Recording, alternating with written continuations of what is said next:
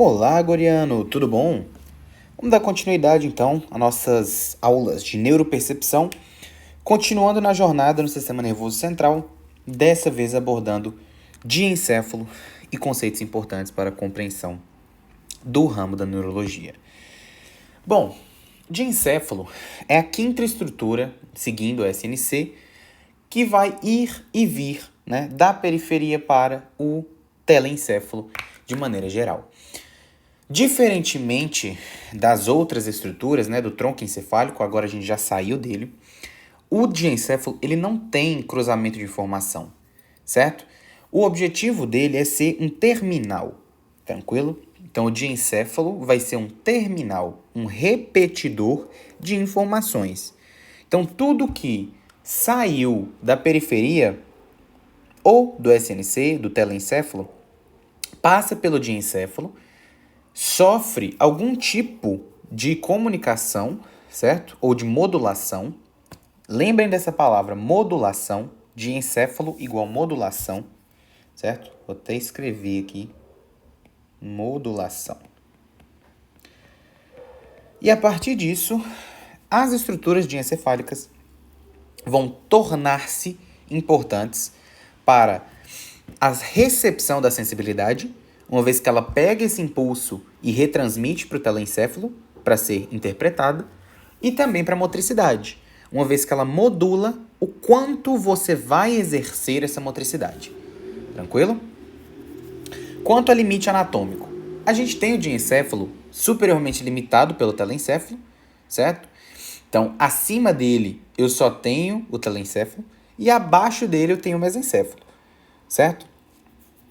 Como que eu vou perceber essa diferença? Aqui, ó, eu tinha meu pedúnculo cerebral, certo? É uma diferença, não tem diferença histológica, certo? A diferença, ela é no olhômetro mesmo. Então aqui, ó, eu tinha meu pedúnculo cerebral, que é uma parte do mesencéfalo, e a partir de, acima disso, eu tenho o meu diencéfalo, certo? Que é toda essa estrutura. Ah, Otávio, mas como é que eu vou saber limitar isso? Porque eu fiquei sabendo que o diencéfalo tem 4 partes e para mim isso aí é uma parte só. De fato, é uma parte só, certo? Então é por isso que nós vamos aqui destrinchar cada uma dessas partes segundo as estruturas que cada uma delas apresenta. Tranquilo? A primeira estrutura que vai aparecer para a gente no diencéfalo é o hipotálamo. Por que que aparece primeiro? A gente sempre segue, né, nessa linha de raciocínio dessas aulas, o sentido podálico, cefálico, ou podalocefálico, certo? Então, a parte mais inferior do diencéfalo é o hipotálamo. O que é o hipotálamo? Eu vou adicionar o infundíbulo da hipófise, vou até o sulco hipotalâmico, pego a comissura anterior e fecho. Isso é o hipotálamo, certo? Qual é a importância do hipotálamo? Ele vai fazer várias conexões importantes, certo? Então, o hipotálamo ele serve para conectar as partes do SNC, certo? Até a parte superior, que é o telencéfalo. Então, segmentar, medula e o tronco cefálico vão ser delimitados, né, nessas estruturas e vão chegar no hipotálamo de alguma forma, tranquilo? Esse hipotálamo ele vai fazer algumas conexões. A primeira delas é com o sistema límbico. Otávio, eu não vi isso, eu não sei o que é sistema límbico. Calma, jovem, relaxa.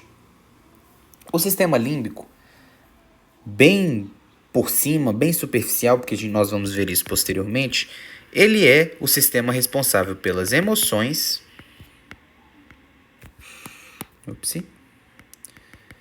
e também responsável pela memória. Então, todas essas duas coisas vão ser feitas pelo sistema límbico. E a partir disso, o hipotálamo vai fazer conexões com diversas partes desse sistema límbico. Então, ele vai fazer conexão com o hipocampo, com o corpo amigdaloide ou amígdala, vai fazer conexão com a área pretectal. São 3 estruturas do sistema límbico. E o objetivo dela é integrar emoção com memória, certo? Com a resposta corporal. Como assim?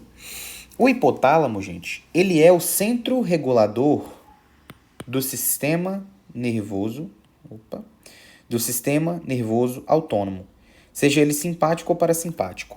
Ele é o centro regulador do sistema nervoso autônomo. E também é centro regulador do eixo hipotálamo-hipofisário. Duas coisas que, juntando elas, eu consigo respostas fisiológicas, certo? Do corpo quanto a qualquer coisa que eu quiser. Por exemplo, reação de luta ou fuga. Então, a pessoa vai lá no sistema nervoso simpático, autônomo simpático, produz epinefrina, e a partir dessa epinefrina, ele vai aumentar a frequência cardíaca, ele aumenta o cronotropismo, né, frequência, e o ionotropismo, ou iotropismo. Então, aumenta o volume de sangue que passa. Ele diminui o movimento peristáltico do intestino, aumenta a disposição, né, a quantidade de glicose e glicogênio muscular para eu conseguir fugir ou lutar. Então, o sistema nervoso autônomo, ele tem esse tipo de resposta. Sem contar que o parasimpático, ele tem a função fisiológica. O parasimpático atuando me permite, por exemplo, realizar uma digestão bem, me permite fazer a manutenção da respiração tranquila. O processo de hematose relacionado com a relação ventilação-perfusão é regulado pelo parasimpático. Então, o sistema nervoso autônomo parasimpático, ele vai fazer no corpo uma situação de, basicamente, né, regulação fisiológica. Sem contar o eixo hipotálamo-hipofisário. Então, pensem aí nas clínicas que vocês viram no módulo passado. Hipertiroidismo, com o eixo hipotálamo-hipofisário atuando em excesso, no hipertiroidismo secundário, por exemplo, eu tenho o corpo acelerado, certo? Acelerado. Ao passo que uma pessoa com hipotiroidismo, uma da clínica, né, um dos sintomas, são sintomas psiquiátricos. Então, a pessoa ela engorda, ela tem uma redução do metabolismo, ela vai ter o TGI dela comprometido, ela vai ter constipação, e em virtude disso tudo, ela pode desenvolver ansiedade, depressão e etc. Ao passo que a pessoa com hipertiroidismo também pode desenvolver irritabilidade, ansiedade, certo? Tudo isso é uma clínica, certo? Para exemplificar por que o hipotálamo é tão importante.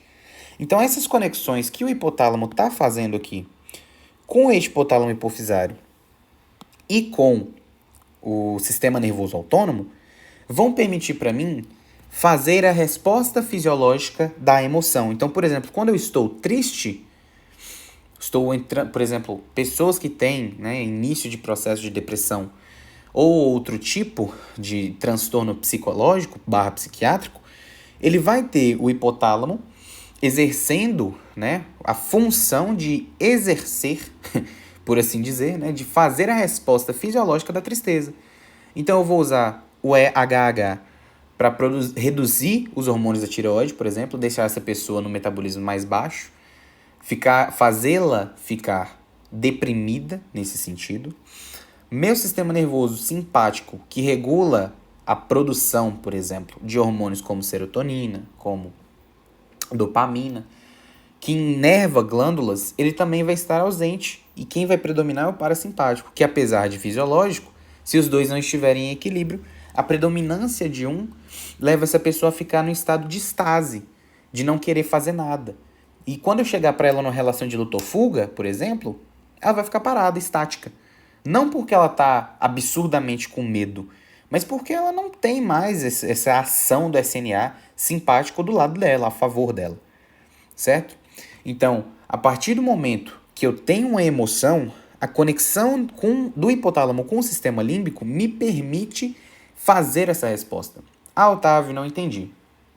Pensa no momento em que vocês descobriram que passaram em medicina, certo? Imagino eu que vocês sentiram alegria, mesmo que em pequena parte, né? Quando você sente essa alegria, o sistema límbico processa a alegria, porque a alegria é emoção, certo? Ou então, você come uma comida, você sai com seus amigos para um restaurante, pede um frango caipira e lembra o frango que sua avó fazia, que é uma memória, que gera em vocês uma resposta afetiva, certo? Uma emoção. O que que te faz, por exemplo, sorrir? O que que te faz, por exemplo, aumentar o metabolismo, né? Ficar eufórico, alegre? A conexão com o hipotálamo. Então, ao passo que o sistema límbico consegue processar emoção e memória, se ele não fosse conectado com o hipotálamo, sua memória e sua emoção seria inútil, porque você não consegue demonstrar isso, certo? Eu faço sempre a relação daquela pessoa que diz que gosta, mas nunca demonstra. Então, não, eu gosto muito de você e não sei o quê. Mas na hora do vamos ver, que você precisa dela, que você quer que, quando no momento em que você está triste, ela chegue e te dá uma palavra, ela tem uma desconexão do sistema límbico com o hipotálamo. E ela não consegue demonstrar a afetividade que tem por você. Certo? Então, essa é o motivo, né, a fisiologia da conexão do sistema límbico com o hipotálamo. A próxima conexão é com o dito cujo, o SNA, só que dessa vez chamado de visceral. Quem é o visceral? É o sistema nervoso autônomo que controla a víscera, certo? Eu tenho coisas aferentes, que seria o trato solitário, que a gente viu no tronco. Então, o trato solitário traz para o hipotálamo informações, né, através do nervo facial, glossofaringe vago, traz essas informações para serem processadas, né, para que o telencéfalo entenda o que precisa ser feito, e a partir do momento em que eu entendo o que tem que ser feito, ou seja, a aferência foi interpretada e vai fazer uma resposta, ela envia, sob a forma de SNA simpático e SNA parasimpático, respostas para as vísceras, né? Como assim? Trouxe informações através por exemplo, do facial. O facial trouxe para mim aferências de gustação, por exemplo, de sabor amargo. E aí, senti esse sabor amargo e qual que é a resposta quando você sente um sabor amargo? Lembra lá do módulo passado, você acha que é um veneno, certo? Você pensa que é um veneno. Qual a primeira coisa que você coloca uma coisa muito amarga na boca, o que você faz? Cospe. Quem é que faz isso? A conexão hipotalâmica para o SNA visceral. É um reflexo, certo? O hipotálamo vai fazer essas fibras pré-ganglionares do sistema nervoso simpático fazer você entrar em luta ou fuga. Então, apesar do reflexo de cuspir não estar integrado diretamente com o hipotálamo, a salivação, certo? O excesso de salivação com o objetivo de evitar que que aquele veneno desça, veneno entre aspas, né? O sabor amargo desça extremamente concentrado, a lágrima, né? A lacrimejar quando você queima a língua, quando você coloca alguma coisa ruim na boca, certo? Uma coisa muito amarga, muito azeda. Tudo isso é uma conexão do sistema nervoso visceral com o hipotálamo, certo? Como se fosse uma reação ao que acontece no seu corpo. Tranquilo? E, por último, a conexão com a hipófise. Essa conexão com a hipófise é aquilo que eu falei com vocês.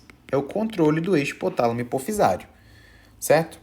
Essa conexão do eixo hipotálamo hipofisário vai se dar num trato, né? Ou melhor, numa região denominada túbero infundibular, que controla a secreção hormonal. Então, nessa região, quando o hipotálamo percebe, putz, tô sem tal hormônio, tô sem cortisol, tô precisando de cortisol. Aí ele vai, faz o CRF, manda o estímulo para hipófise, que produz o ACTH, que manda o estímulo para suprarrenal para produzir o cortisol. Então, é essa conexão com a hipófise, né, que o hipotálamo tem através do infundíbulo da hipófise, que é muito lógico, né, essa conexão, que vai permitir a gente chegar, ou melhor, produzir, né, o que a gente precisa para manter o nosso corpo em homeostase. Tranquilo? Próximo componente do diencéfalo, o tálamo. Gente, tálamo é um bocado de coisa. Vou falar um bocado de grupo para vocês. Eu vou falar a relação da cápsula interna. Mas o que vocês têm que entender é que o tálamo é a segunda área, certo? Se eu fosse desenhar para vocês nessa figura onde está o tálamo, seria nessa região, certo? Abaixo do corpo caloso, superior ao sulco hipotalâmico, é o tálamo. Próximo não, né? Circundando a aderência intertalâmica. Então, eu tenho o tálamo dos dois lados, certo? Isso aqui me mostra como eu tenho o tálamo dos dois lados, certo? Tem um grupo de lá, um grupo de cá, e cada um deles vai fazer a sua função durante esse processo, certo? Essa massa branca passando no meio é o que a gente chama de cápsula interna, certo? Então, eu tenho um tálamo de cá, esse aqui seria o tálamo direito, né? O esquerdo, perdão. E aí, do outro lado, tem outro tálamo. Então, a aderência intertalâmica vai fazer a ligação e essa lâmina medular medial vai se juntar aqui no final, formando uma estrutura em triângulo, que seria a cápsula interna, certo? É isso que está acontecendo aqui. Para que servem esses núcleos? Lembra que eu falei com vocês que o diencéfalo é um terminal? É quem chega e repete o sinal para que o telencéfalo interprete? Justamente, dito e feito. É isso que vai acontecer aqui. No tálamo, eu tenho o núcleo, o excesso, né, a junção, os aglomerados de substância cinzenta, ou seja, núcleos celulares, ou corpos celulares, dos neurônios, que vão me permitir retransmitir esse impulso para o telencéfalo. Então, vocês percebam que nessa figura do Netter ficou extremamente bem explicado como eu tenho núcleos que se ligam à área motora primária, tenho núcleos que se ligam à motora, ou à área somestésica, certo? Tenho núcleos que se ligam à área ou ao lobo frontal.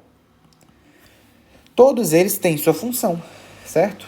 O objetivo deles é levar ou trazer, né, do telencéfalo para a periferia, no caso de vias motoras, ou da periferia para o telencéfalo, no caso das sensitivas ou ascendentes. O objetivo dele é esse. Então, o tálamo, que é essa estrutura aqui, vai fazer essa relação. Quais os componentes do tálamo? O primeiro deles é o que a gente chama de grupo anterior. O grupo anterior, ele vai ser, compreende na realidade, né? O tubérculo anterior, essa parte, tubérculo anterior, que recebe fibra de onde? Núcleo mamilar, e joga esses aferências do núcleo mamilar para o giro do cíngulo e para o córtex frontal, certo? Então, essa parte desse grupo anterior vai ser integrante do que a gente chama de circuito de Papez, que hoje, nesse momento dessa aula, não é importante para a gente. Ele vai ser importante quando a gente estudar, propriamente dito, emoções e memória. Mas adiantando para vocês, o circuito de Papez é quem faz a integração daquele sistema límbico. Então, a entrada das informações para o sistema límbico se dá no tálamo, no diencéfalo, especificamente no tálamo, no grupo anterior, certo? Então, eu entro aqui com aferências no circuito de Papez e eu vou rodar, né, através do fórnice, dessa estrutura aqui, que é o fórnice, vou rodar essa informação no fórnice. Então, cheguei para processar alguma informação, tento ligar ela a alguma memória ou alguma emoção que eu já tive, certo? Porque tudo que o ser humano quer fazer na vida é algo que ele já sabe, por isso que coisas novas trazem algum tipo de estranheza pra gente. Ele roda no circuito de papéis, buscando em alguma área uma resposta àquela informação que trouxe, passando pelos núcleos anteriores. Tranquilo? Esse é o grupo anterior do tálamo. O segundo grupo é o grupo posterior. O grupo posterior ele é composto por pulvinar, CGM e CGL, certo? Que é o corpo geniculado medial ou corpo geniculado lateral. O pulvinar ele associa a área temporoparietal e ele está relacionado com a tensão seletiva. O que que significa? O grupamento posterior engloba pulvinar, geniculado lateral e geniculado medial. As informações que chegam através, né, desse ramo, que são referentes a devo prestar atenção nisso ou não, é importante para mim ou não, por exemplo, da área visual ou da área auditiva, vão passar pelo pulvinar. Se você parar para pensar, o CGM, que é o corpo geniculado medial, ele recebe impulsos da via auditiva. Geniculado medial, via auditiva. Note aqui a via acústica chegando. E ele vai passar esse impulso para o pulvinar, certo? É isso que está acontecendo aqui. Ao passo que o CGL, o geniculado lateral, ele traz informações do trato óptico para o CGL, que sobe para o pulvinar também, e adentra, né, no telencéfalo. O que é importante aqui? O pulvinar ele vai fazer justamente o serviço de escolher o que entra e o que não entra, certo? O que isso significa? Isso significa que o pulvinar é a estrutura mais importante disso. Então, qual que é o circuito que vai estar acontecendo aqui? O CGL e o CGM trazem informações para o pulvinar, que vai escolher qual informação que sobe para o telencéfalo, certo? Por exemplo, escutei, tô lá concentradaço na matéria da tutoria, tô estudando litros e litros, e alguém começa a quebrar o pau atrás de mim brigando. E eu tô focadaço. O pulvinar recebe, através do CGM, os impulsos auditivos de que tem alguém quebrando o pau atrás, certo? Brigando, gritando, confusão. E aí resolve, fala, não vou prestar atenção nesse negócio não, tô mais focado aqui no meu estudo, que a tutoria daqui 1 hora eu ainda tô no segundo objetivo de 30. Focado. Pulvinar faz isso. Aí, quando pensa que não, você vê uma cadeira passando. Jogaram uma cadeira em alguém, você vê essa cadeira voando e acertando outro cidadão, na sua visão periférica. Aí o pulvinar recebe isso pelo CGM e fala, não vou prestar atenção nisso não, velho, não tô interessado não. Meu negócio não é a fofoca, meu negócio é tutoria daqui 1 hora. Tranquilo? É isso que o pulvinar faz. Grupo mediano. O grupo mediano, ele vai ele constitui uma área próxima à aderência intertalâmica. Isso a gente sabe, porque a estrutura mais medial que nós temos, né, mediana, bem da verdade, é a aderência intertalâmica. Não tem exatamente função, certo? Aparentemente elas estão ligadas ao controle de SNA, em virtude da sua conexão com o hipotálamo. Mas o grupamento ou o grupo mediano, que é esse, verde, não se tem, né, uma função tipo, não, o pulvinar do tálamo recebe e faz a seleção do que deve entrar ou não no telencéfalo, certo? O grupo mediano, ele é basicamente o grupo mediano, ele é uma estrutura que parece ter relação com o controle visceral, certo?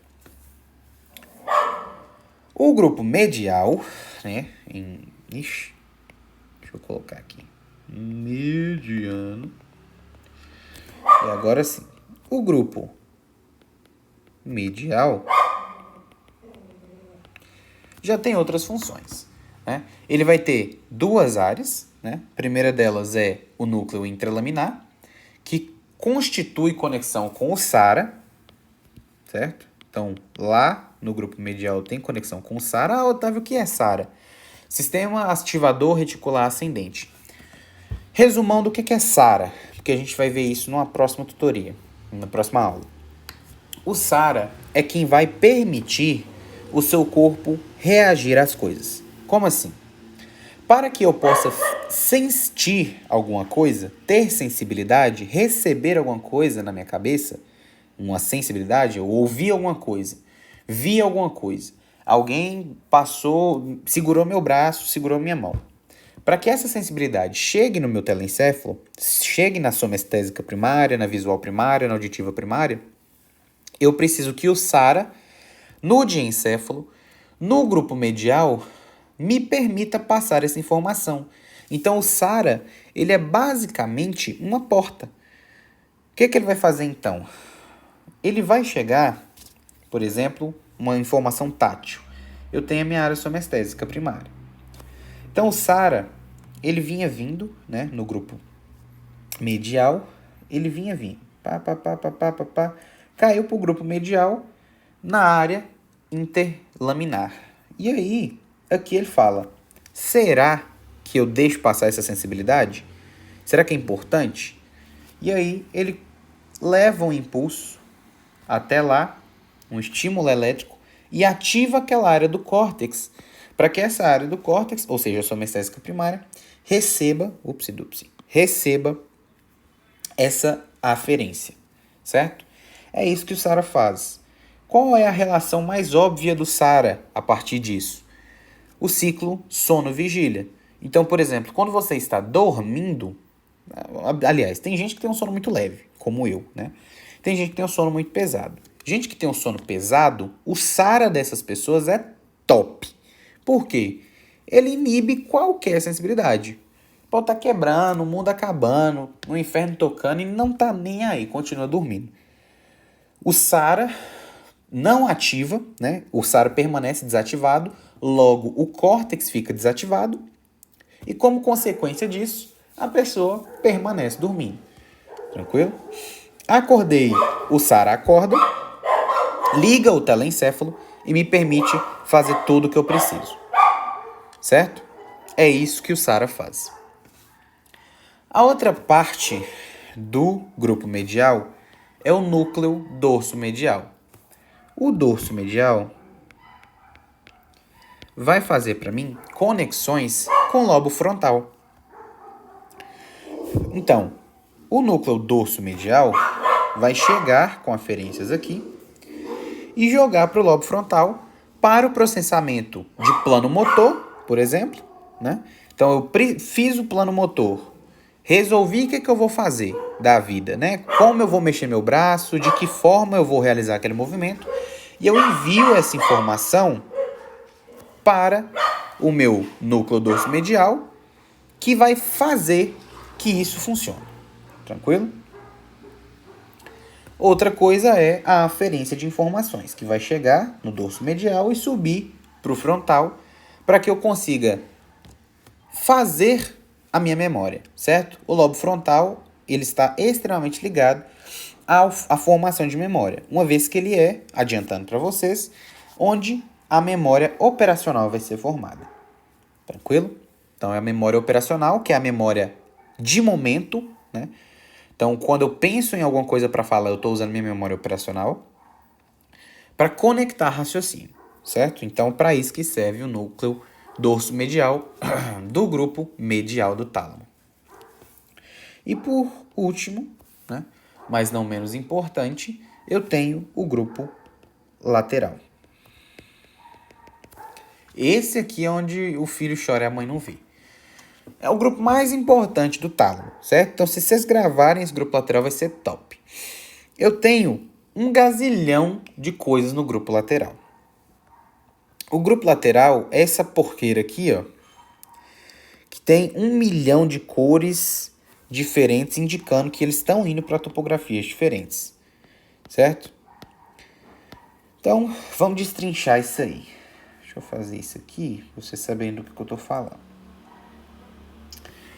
Primeira coisa é o núcleo ventral anterior. Esse aqui. O ventral anterior vai receber fibras do globo pálido, que é uma área, né, que faz parte do corpo estriado, e conecta com as áreas motoras do córtex. Então, se você observar, esse VA ele tem a mesma cor da área pré-motora, certo? Então, é lá que ele está fazendo conexão. Vou mudar de cor, vou colocar um azulzão. O próximo, isso aí tem a ver com a execução motora, certo? Tem a ver com o plano motor. Então, o ventral anterior me permite trazer as informações da pré-motora para serem entendidas pelo tálamo, certo? E, geralmente, eu vou fazer conexões córtico, tálamo, cerebelo, certo? Fazendo o circuito do plano motor, que eu já expliquei para vocês. O próximo núcleo, ventral lateral. O ventral lateral, este núcleo aqui, ele vai ter conexões com a área motora primária, certo? Então, ao passo que lá no anterior eu tinha uma conexão, né, com a área pré-motora, aqui eu tenho uma conexão com a área motora de fato.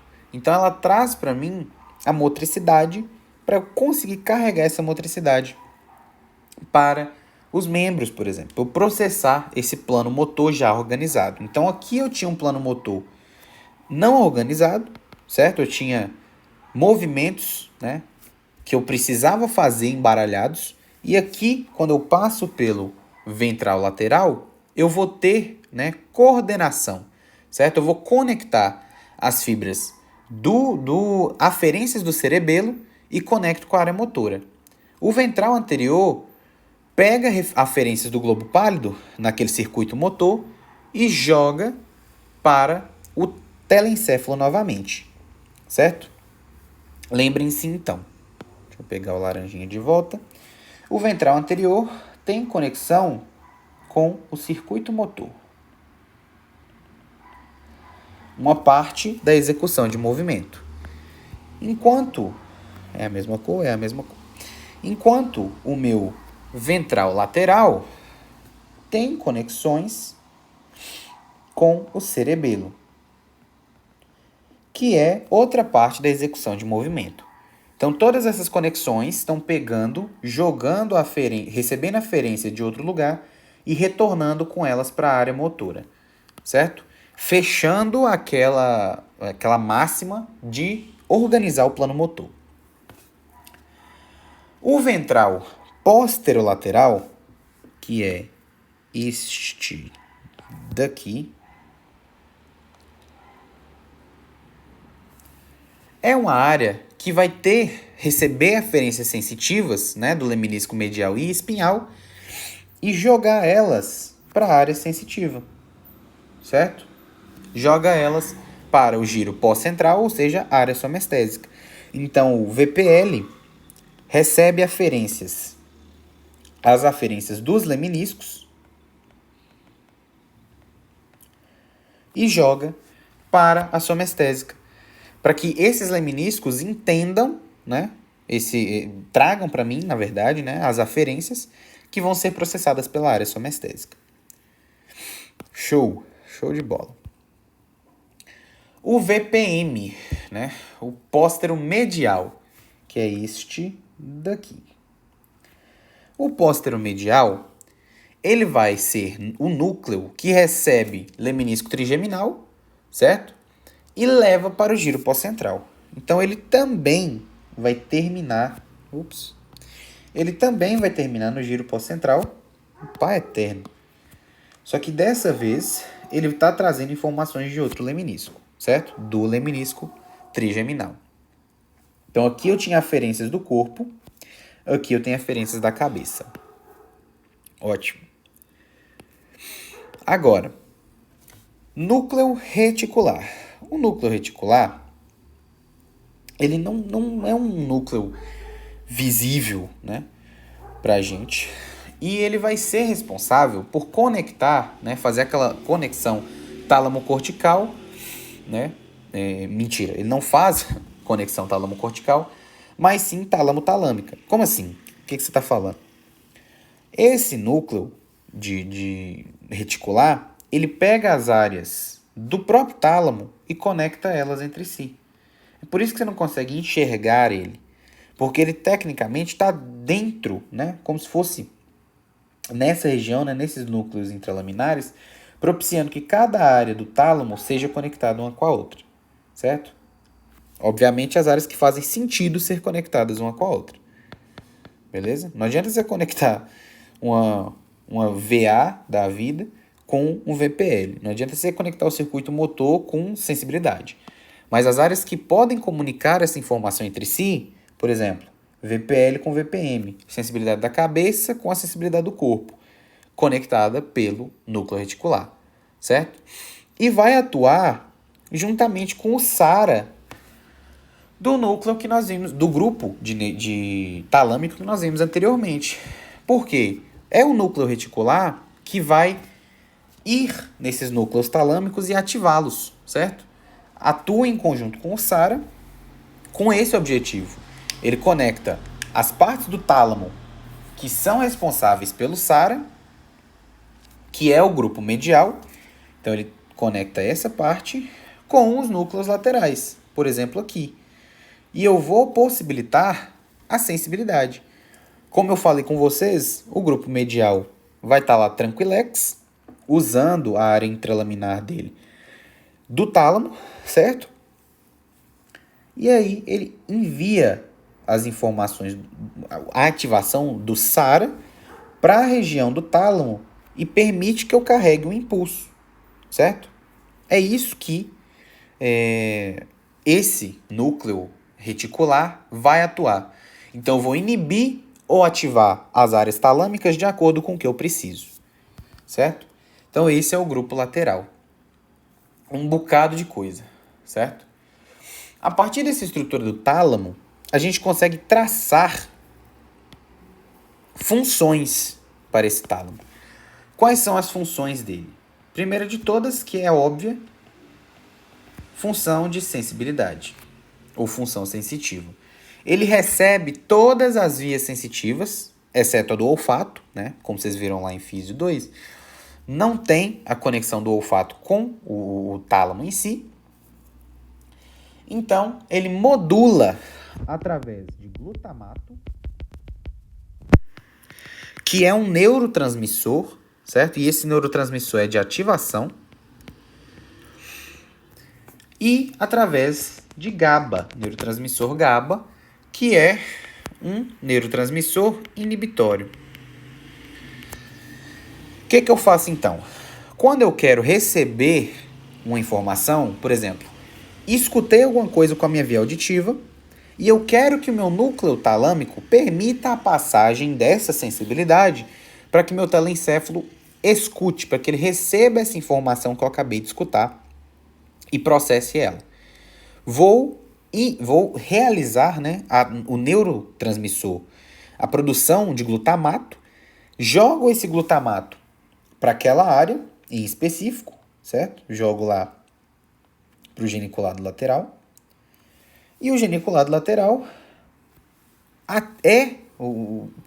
realiza, na verdade, né, a retransmissão desse impulso para o pulvinar, certo? Então, usei o glutamato, ativei o CGL, ativei o pulvinar, por neurotransmissão glutamatérgica, permito a passagem desse impulso e levo lá para a via auditiva, certo? Via auditiva. Agora, não quero receber essa informação. Então, desde lá atrás, eu vou inibir os núcleos responsáveis lá no tálamo por receber essa informação, certo? Por exemplo, no sono. Quando tem um barulho, você não acorda com qualquer coisa, né? Você não acorda com uma pessoa andando sorrateiramente pela sua casa. Você acorda com a pessoa andando, pisando igual um boi, né? Então, se a sensibilidade for uma sensibilidade pequena, por exemplo, um som baixo, um toque leve, eu consigo realizar a inibição GABA e impedir com que essa informação chegue. Então, ele vai modular a sensibilidade do corpo. Motricidade sendo uma função talâmica. Eu vou realizar duas conexões importantes aqui no tálamo. O primeiro dele é as conexões pálido-corticais e a segunda conexão são as conexões cerebelo-corticais. O que isso significa, então? Que a motricidade vai ser modulada. Caso eu queira mexer de fato, eu uso o meu tálamo para ir no circuito motor, uso o tálamo para conectar o meu globo pálido, o meu corpo estriado, com o meu córtex motor, e eu organizo o meu plano motor com o circuito cerebelo-cortical. Então, o tálamo está extremamente ligado à motricidade, certo? Processamento de emoção. Como vocês viram, como eu mostrei para vocês, as emoções elas são responsáveis pelo sistema límbico. E quem é que vai chegar com as informações para o sistema límbico processar? O tálamo, através das conexões que eu mostrei para vocês, que estão presentes lá no grupo anterior, certo? Fazendo as conexões lá com o circuito de Papez. Então, ele modula as emoções. Eu faço as conexões lá com o córtex pré-frontal e com o sistema límbico, que faz parte, né? O córtex pré-frontal ele é uma parte do sistema límbico, mas que me permite fazer o controle, né, dessas emoções. O próximo é basicamente a mesma coisa, né, do que as emoções, porque é processado pelo mesmo sistema, que são as memórias. As memórias vão também estar conectadas com o sistema límbico. Dessa vez, a conexão dos núcleos mamilares com o hipotálamo, que é uma região que permite a entrada, né, no sistema límbico dos impulsos de memória, das informações que vão constituir uma memória, bem melhor dizendo, né? Então, também pelo mesmo mecanismo do sistema límbico. E por último, a ativação cortical, através do SARA.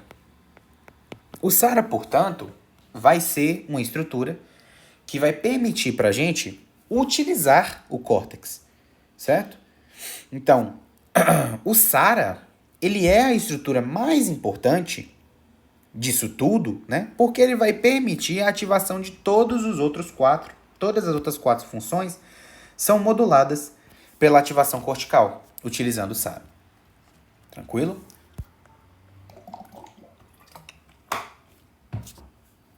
O próximo componente é o subtálamo. Essa região. Vou melhorar. Essa região. O subtálamo, ele tem duas porções, certo? A primeira delas é a zona incerta. Por que ela é zona incerta? Vocês lembram lá, quando eu falei com vocês que o diencéfalo tinha conexão extrema com o mesencéfalo? É por conta dessa zona incerta. Por quê? Se você observar anatomicamente, isso aqui até então era mesencéfalo.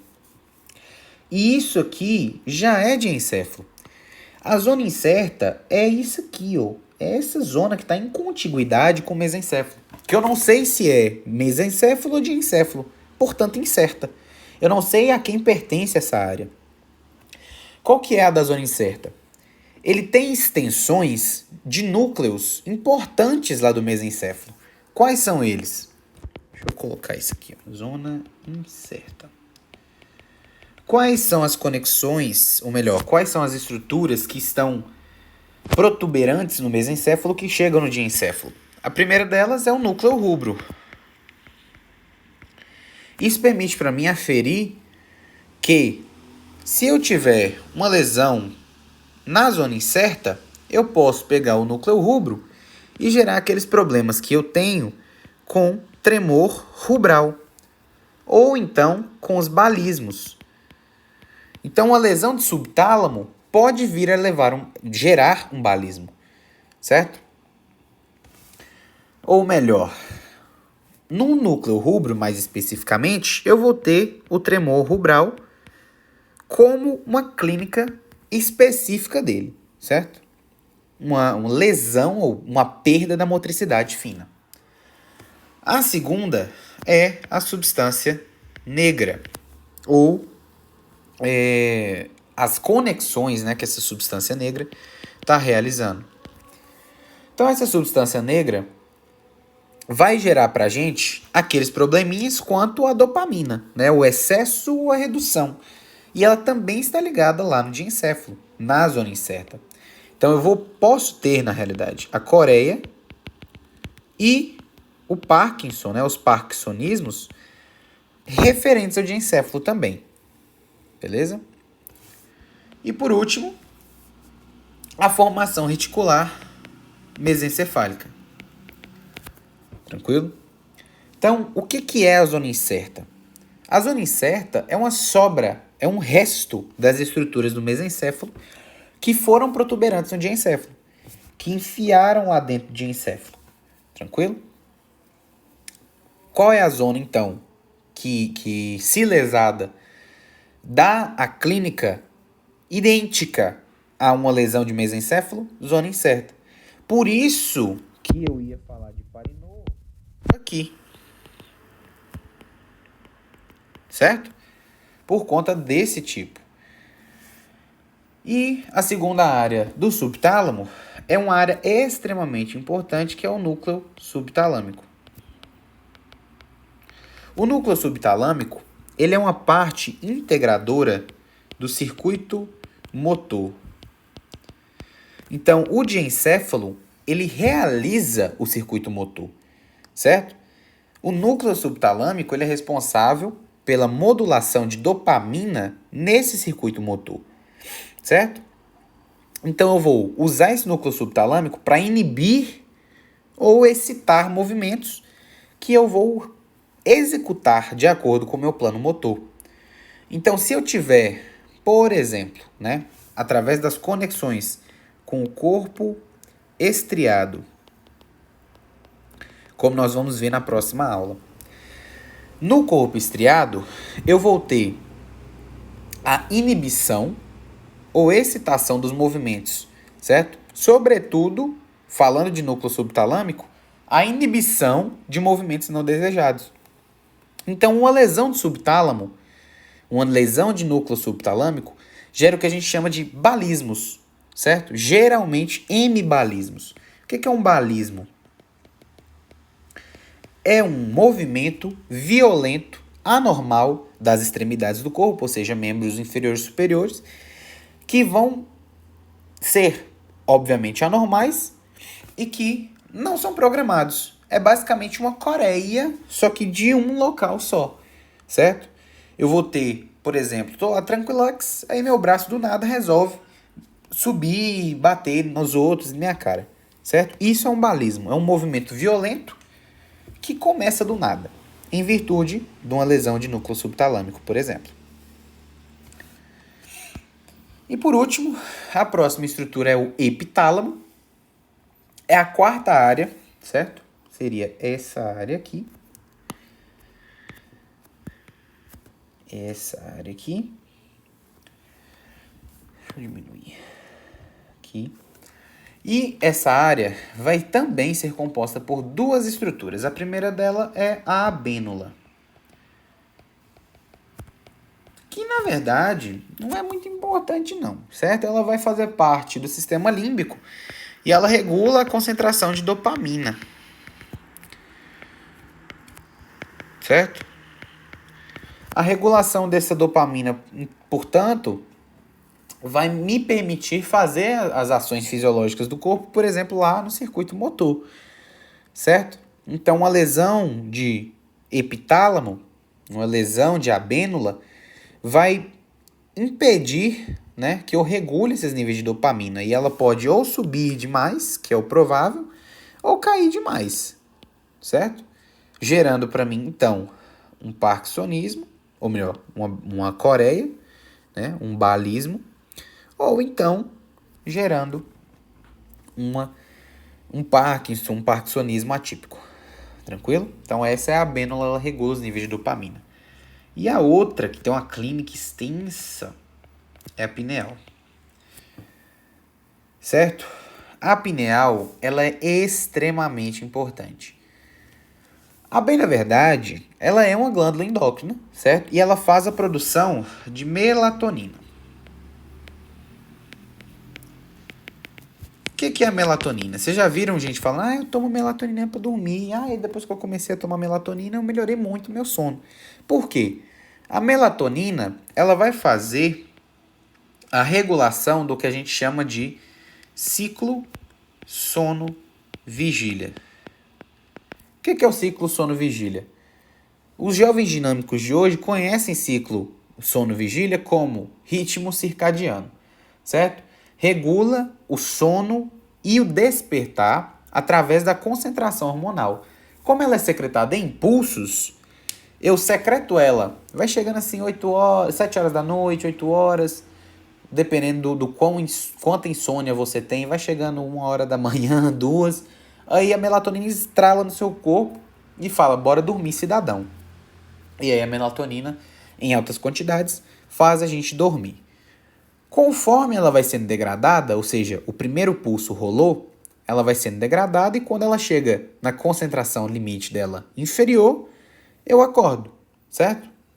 De uma forma muito, muito leiga, muito ignorante, é basicamente isso que acontece, certo? Ela é secretada em pulsos e quando eu tenho um pulso, eu tenho uma alta concentração, eu durmo, quando eu tenho baixa, eu acordo.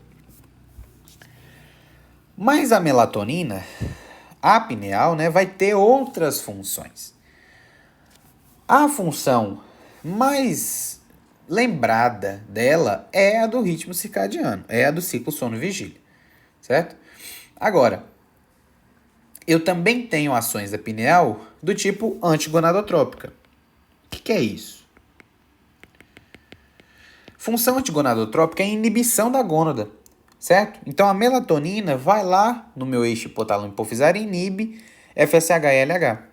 E impede, por exemplo, que as pessoas, né, as pequenas pessoas, né, as crianças, cheguem ao desenvolvimento puberal de maneira precoce.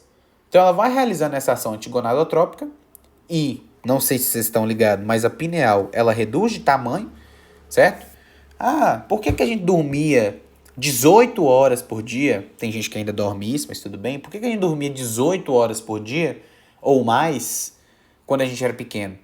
Quando a gente era recém-nascido? Porque nossa pineal, era do tamanho de uma maçã. Mentira, né? Porque a cabeça do menino é do tamanho da maçã. Mas era tipo assim, do tamanho de uma jabuticaba. Mas aquelas jabuticaba grandes, sabe? Aquelas que você chupa assim, você vê uns 4 caroços diferentes, você tem certeza que se você engolir aquilo, você vai entupir. Essa era a pineal. Hoje, a sua pineal, ou melhor, a minha pineal deve ter o tamanho de um grão de arroz, porque eu tenho uma insônia severa, certo? Mas a de um adulto normal é geralmente do tamanho de uma ervilha, tranquilo? Ela vai reduzindo de tamanho, seu sono vai ficando menor, até você ter um ciclo de 9, 8, 7, 6, 5 horas de sono, tranquilo? Qual a outra consequência dessa redução da pineal? A ação antigonadotrópica dela vai sendo reduzida. Então, a criança, quando vai chegando ali por volta dos 10, 12 anos, eu consigo entrar na puberdade. Então, as meninas vão começar a secretar FSH e, posteriormente, LH. O FSH realiza todas as funções dele, né, de ir lá no folículo e estimular, produzir estradiol, que gera as características sexuais secundárias e o desenvolvimento uterino e ovariano, certo? Através da inibição da secreção de melatonina, da redução dessa melatonina. Tem, inclusive, né, o início desse desenvolvimento puberal Geralmente, ele tem correlações clínicas. Por exemplo, quando tá de noite, eu vou lá no meu núcleo quiasmático superior, lá no hipotálamo, e eu mando essa informação para minha pineal para produzir melatonina. Por isso que quando fica escuro, eu durmo, certo? Me dá vontade de dormir. O que é essa consequência de dar vontade de dormir? Alta concentração de melatonina. Então, quando está escuro, eu produzo melatonina, alta de melatonina, dormir, certo? Relação simples. Tá. Ipsis literis. Agora, pensa numa pessoa, né, sobretudo mulheres, que têm seu desenvolvimento puberal cedo, né, e são cegas desde a nascença. Então, elas estão de noite sempre, certo? Tá sempre de noite. Tem clínica, né? Tem relatos de casos clínicos de mulheres, né? De 18, 20 anos que não passaram pelo desenvolvimento puberal. Pessoas cegas, né? Mulheres cegas têm atraso puberal em virtude da melatonina estar sempre concentrada no seu organismo, certo? Ela tem essa ação antigonadotrópica sempre acontecendo, certo? Então foi inclusive descoberta essa ação antigonadotrópica da melatonina justamente por esses pacientes cegos. Tranquilo? Próxima atuação dela é no controle glicêmico. Então a quantidade de glicose vai ser regulada pela pineal também. Através da inibição das células beta-pancreáticas, que é quem produz insulina. Então a pineal vai lá, inibe a produção de insulina, certo? Por que ela inibe a produção de insulina? Vamos fazer uma relação simples? De noite, dormindo, você tem um metabolismo alto ou baixo? Então, baixo, né? Obviamente. Você precisa de insulina atuando nesse momento? Claro que não. Então, ela vai lá, inibe a produção das células beta-pancreáticas, né? Das ilhotas do pâncreas, inibe a secreção de insulina. Consequentemente, as células vão reduzir seu metabolismo para que aquela glicose que elas têm dure as 8 horas de sono que a pessoa vai ter. Certo? É isso que acontece. E por último, controle imunitário. Nossa, mas ficou feio. Controle imunitário. Ela vai agir sobre baço, timo, medula óssea e as células do sangue, né, as células hemáticas, com o objetivo de elevar essa resposta imune. Qual que é a relação que eu tenho? Gente, quando eu estou dormindo, meu metabolismo está basal, ele está o mínimo possível. Esse é o momento ideal para que eu combata qualquer agressor no corpo, certo? Então, a importância do sono, ou seja, do descanso, para a imunocompetência, para o momento em que eu estou apto a responder a algum estímulo, certo? O que acontece então? Dormir. A pineal vai lá, faz tudo o que ela faz para reduzir meu metabolismo, certo? Para deixar meu metabolismo basal. Obviamente que o eixo hipotálamo hipofisário também contribui para isso, utilizando lá o cortisol. E eu estou usando toda a minha energia disponível para a agressão e defesa do organismo. Então eu vou lá nas células hemáticas, a melatonina vai macrófago, vai neutrófilo, esmirilha, bagaça esse cara aí, bagaça a bactéria, tranquilo? Por isso que a gente, por exemplo, quando eu tenho febre, quando eu estou num processo infecto-inflamatório, eu durmo e acordo no outro dia melhor, né? Obviamente que depende, né, de como você está na infecção, de que forma que está chegando, piorando, mas geralmente, né, é isso que acontece, tranquilo? Você dorme, você acorda pelo menos um pouco melhor. Clínica diencefálica. Gente, diencéfalo sai fora de tronco. Então aqui, utilizando a terminologia que eu já ensinei para vocês, A sintomatologia diencefálica, ela é completa e proporcionada. Proporcionada porque eu estou lesando todas as fibras, né? Então, se você pensar em cápsula interna, que é essa estrutura aqui, né? Que vai estar fazendo essa relação. A cápsula interna vai estar carregando um bocado de trato e via. Se eu corto esses tratos e vias, eu vou cortar para o corpo todo, né? Então, se eu corto, por exemplo, um corte espinhal, eu vou perder a motricidade inteira, no corpo inteiro. Então, é proporcionado. Não perco mais em uma parte do corpo do que outra. E outra, que vai mudar, não mais incompleta. A sintomatologia vai ser completa. Porque eu estou lesando as estruturas num local onde elas não cruzam mais. Certo? Então, geralmente, como eu estou lesando, por exemplo, o córtico nuclear, da mesma forma que eu leso o córtico espinhal no mesmo lugar, eu vou ter sintomatologia geralmente completa, certo? Mas um porém geral para vocês entenderem. Na realidade, né, a bem da verdade, tudo que envolve diencéfalo, eu estou falando de uma zona muito pequena que carrega muita informação, certo? É como se fosse um cartão SD, sabe aqueles cartãozinhos micro SD, um trenzinho minúsculo, mas que tem 1 tera. É tipo aquilo. Então observe isso aqui. Olha isso. Obviamente que está grande, né? Mas vamos buscar aqui. Vocês sabem que a hipófise é um bagulho pequeno, né? Um trem minúsculo. Olha a hipófise aqui em relação ao hipotálamo. Tá vendo como a hipófise está em relação Nossa, que hipófise grande em relação ao hipotálamo? Em relação ao tálamo. Em relação ao subtálamo, é quase igual em tamanho. Em relação ao epitálamo, também quase igual. O que eu estou querendo dizer? Lesões de diencéfalo, na realidade, como ele é tão importante para todos os tratos e vias do corpo, toda a sensibilidade, toda a motricidade, lesões no diencéfalo são fundamentalmente incompatíveis com a vida. A pessoa, ela cursa com óbito. TCE que lesou diencéfalo, caixão e vela preta.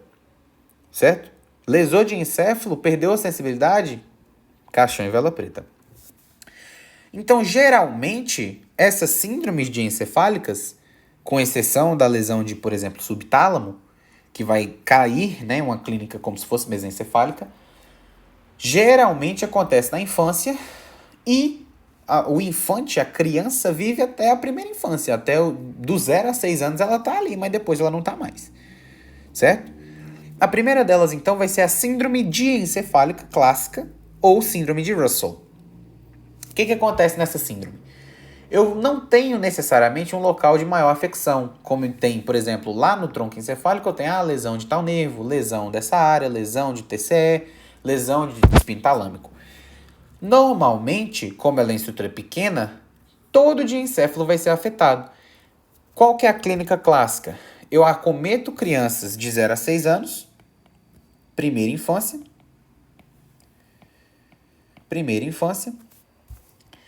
e clinicamente eu tenho alteração generalizada dessa criança, certo? Eu vou perder, na verdade, o controle sobre a fisiologia desse paciente. Eu tenho perda de apetite, então tem inapetência, tem distúrbios do TGI, diarreia, pode ser diarreia, pode ser constipação, certo? Tenho, por exemplo, hiperatividade ou hipoatividade, e eu tenho emaciação. O que é emaciação? Como a criança não mexe, basicamente, né? Caso ela queira ficar em pé, ela vai estar apoiada, né, de alguma forma, eu vou ter perda generalizada da massa muscular. Então, observa essa criança aqui. Ó a lesão, onde é que tá?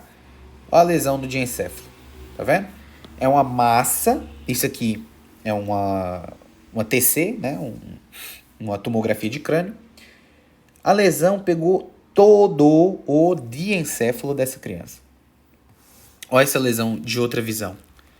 Olha essa massa hiperdensa, certo? Isso aqui provavelmente é uma ressonância, certo? Isso aqui é uma ressonância. Na ressonância, lesões aparecem, sobretudo isquêmicas, como hiperdensas, ou seja, brancas. E, conhecimento a mais para vocês aí, ó. E nas TCs de crânio, elas aparecem como massas ou máculas hipodensas, certo? Então, isso aqui está mostrando para mim que, nesse corte, eu lesei o diencéfalo inteiro, né? E nesse corte, eu também lesei o diencéfalo inteiro. Aqui eu tenho uma lesão de diencéfalo inteiro vertical e aqui totalmente horizontal. Ou seja, meu diencéfalo inteiro foi lesado. Ó, o paciente, pouco tempo de evolução, certo? Pouco tempo de evolução. Descobriu, vamos supor, aos 2 anos, né? Acho que aqui tem. Não tem, mas o artigo que eu coloquei lá no material de apoio tem. Geralmente essas crianças vão ser descobertas lá com 1, 2 anos. E essa criança aqui, se eu não me engano, ela tem 5 anos. Então, no intervalo aí, ó, de 3, 4 anos, olha o que aconteceu. Ela teve a emaciação. Olha como é que ela tá com a massa muscular dela pequena, né? Eu vejo mais osso do que músculo. E inanição, né? Parece, na verdade, um quadro de desnutrição. Só que, na verdade, é uma lesão diencefálica, certo? Geralmente, ele começa antes dos primeiros 16 meses de vida, ou seja, 1 ano e um pouquinho. A evolução é rápida, progressiva, normalmente confundida com inanição ou desnutrição. E a terapêutica é paliativa, certo? O que é paliativo? Não dá para resolver. Vocês já ouviram um mote da neurocirurgia? Que é: esse problema é só Deus, entendeu? Nesse caso é literalmente isso. Não tem como resolver. É uma disfunção diencefálica. Se eu for fazer uma cirurgia para retirar o diencéfalo, eu desconecto o telencéfalo do tronco, que por sua vez desconecta da medula. Então o paciente cursa com ME, morte encefálica, certo? Evolui rápido para o óbito. A segunda síndrome é denominada Dejerine-Roussy. Pelo amor de Deus, não é síndrome de Dejerine só. Não é síndrome de Dejerine. É síndrome de Dejerine-Roussy. Ou Roussy, certo? Pelo amor de Deus. Dejerine é uma síndrome bulbar. Beleza? Dejerine é bulbar. Dejerine-Roussy é mesencefálica. Geralmente, eu tenho lesões do tipo isquêmica na área do tálamo. Então, dependendo do local do tálamo que eu lesar, eu vou perder aqueles núcleos que vão fazer, por exemplo, a conexão de motricidade ou de sensibilidade. Normalmente, o tálamo, as lesões de tálamo envolvem sensibilidade, de maneira geral, né? TCE de tálamo, se não morrer, fica tem anestesia no corpo, certo?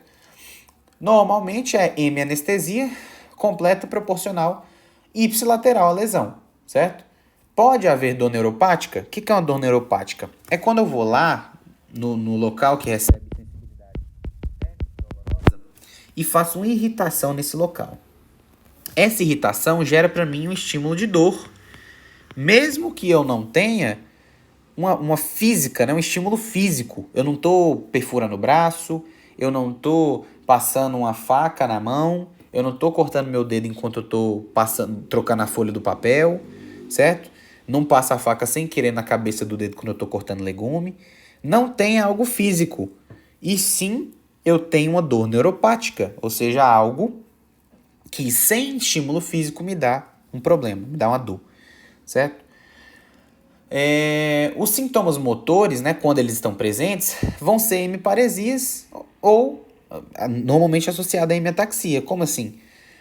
Perdi a conexão, né, no diencéfalo. Quem ele conecta? Ele conecta ao mesencéfalo, lá na substância negra, no circuito motor, e ele conecta ao cerebelo.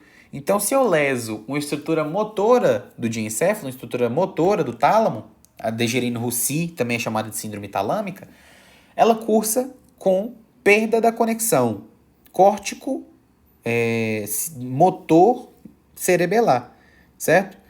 Córtico pálido cerebelar.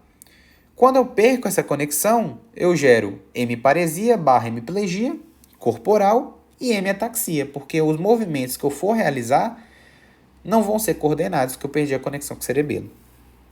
Certo? Então, observem essa RM. Tenho lesões, ó, no diencéfalo todinho.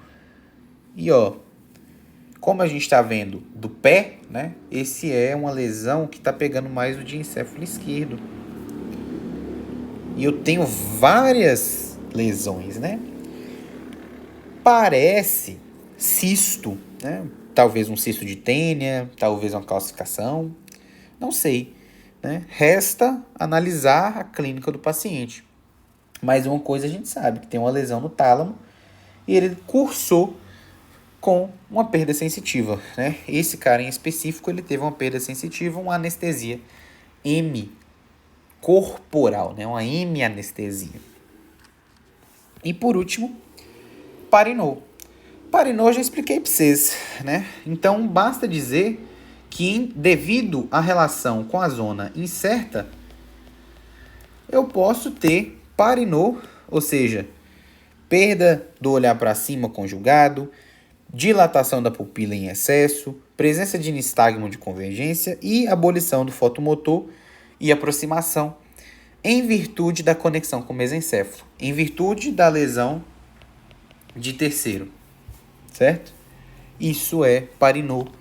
Geralmente, esse Parinô vem, né, em virtude de lesão expansiva de terceiro ventrículo, como excesso de pineal, certo? Então, eu tenho um pinealoma.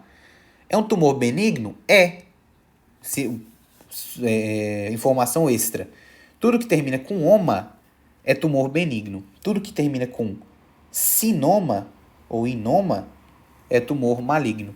Então, por exemplo, carcinoma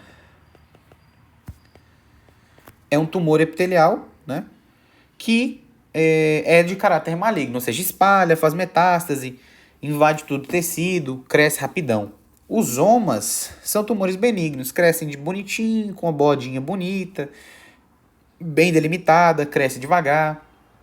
Então, é um tumor benigno, mas em virtude de ser no SNC, no parênquima cerebral, um pinealoma nessa região vai estraçalhar tudo que está lá dentro.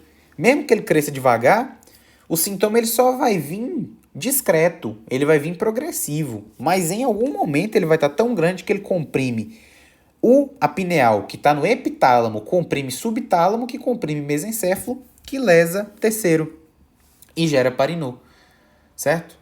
Ou então, uma síndrome clássica de diencéfalo que gera hipertensão intracraniana, né? Por exemplo, uma hidrocefalia, que comprime as estruturas no diencéfalo, que joga essa pressão para o mesencéfalo no núcleo do terceiro e gera Parinô, certo? Então, a compressão de mesencéfalo gera clínica mesencefálica, mas é em virtude da conexão, né? Da proximidade da zona incerta, que gera uma clínica mesencefálica, mesmo sendo de etiologia diencefálica. Tranquilo?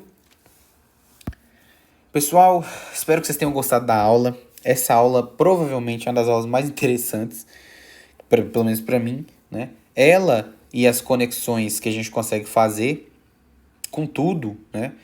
Juntando, né, a primeira estrutura fora do tronco. Então, é muito interessante. Espero que vocês tenham gostado. Espero que tenha sido útil para o estudo de vocês. Espero que não tenham dúvidas. Se tiver, procura a gente. Esse é o momento de procurar a gente com qualquer dúvida, certo? A partir daqui as coisas vão ficar um pouco mais complicadas, né? Mas bem lógicas.